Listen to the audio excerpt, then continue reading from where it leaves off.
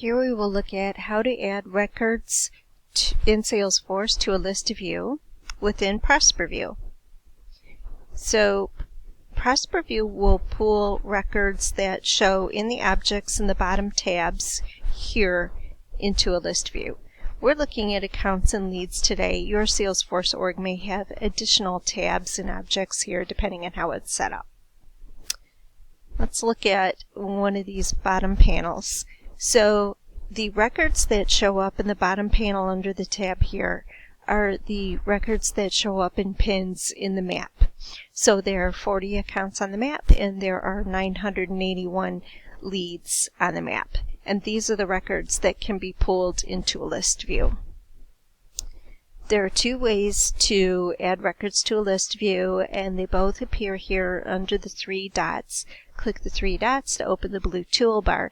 The first way is with this list view icon. If you use this icon, you will be adding all records that show in these tabs to a list.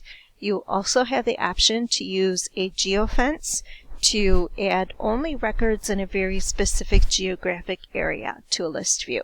So first, let's use this list view icon, and it will automatically pull from the objects that appear at the bottom of ProsperVue. So we have accounts and leads. Let's look at accounts. And you can see it pulled all 40 records automatically into a list.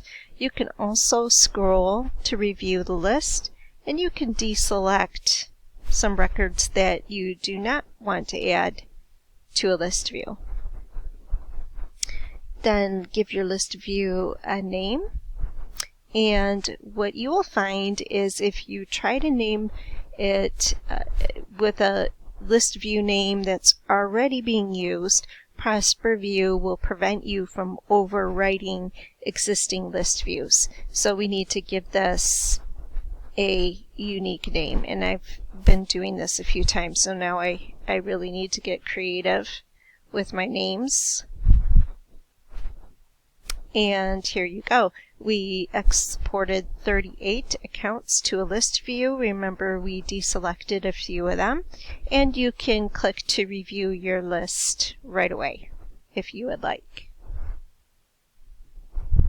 Let's go back to ProsperVue. And now let's look at how to use the geofence to add records to a list view. The first thing to note here is that there's numbers on the pins.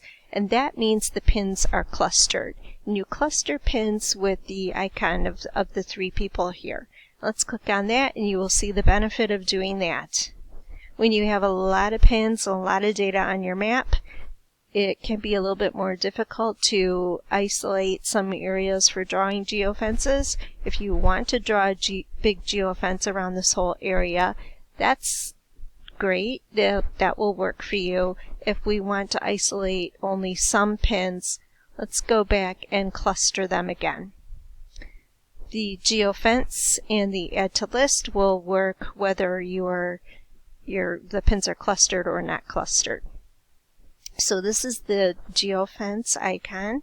You can draw a geofence with a circle, a rectangle, or a custom geofence shape with a polygon. Let's choose the rectangle. And let's say I'm going to be going to a meeting in the Loop area of Chicago, and I want to reach out to these 8 accounts in the area and let them know I will be there. So this is one way that you can use a geofence use case. Draw your geofence around those accounts that you want to contact. Put your cursor within the geofence, left click, and the select options that you have will show. Here you can click on Export to List View, and it works the same as we saw before. It will automatically pull from the tabs at the bottom of ProsperVue, and the difference this time is that instead of all 40 accounts, it pulled only the 8 that are in the geofence. And again, you can also pull down over here and review your list and deselect some if you'd like. So Then let's give our file a name. And you can, again, review your list right away if you'd like. Here you can see all the records showed up on the list.